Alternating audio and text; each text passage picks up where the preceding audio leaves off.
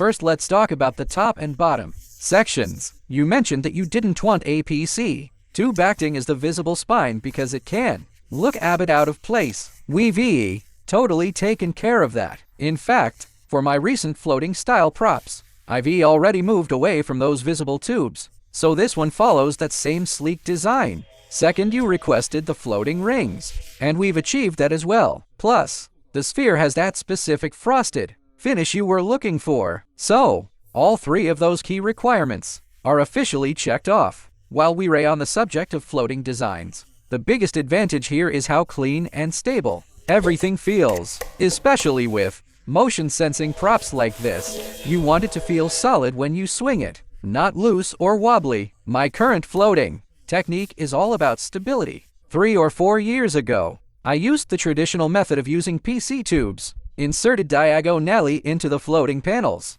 But that had its issues. If you left the prop lying flat for too long, it would start to warp, and the structural strength just was NT there because of that diagonal tension. Another thing with PC tubes is that they ray round, which creates weird light refractions. Even though the tubes are transparent, you will still get these noticeable glares or hot spots under certain lighting. I'm guessing that's exactly why you wanted to avoid them. And honestly, it's a process I've phased out of my workflow entirely. Now about the internal reinforcement. This specific piece does use the custom fit spine you might have seen in my other videos. Because of its concave shape and the curved edges on the front, a standard custom spine would fit, but don't worry, the strength is absolutely there. The thinner section at the bottom is reinforced with carbon fiber core. The beauty of carbon fiber is that it's incredibly tough but also super lightweight. I really believe props should be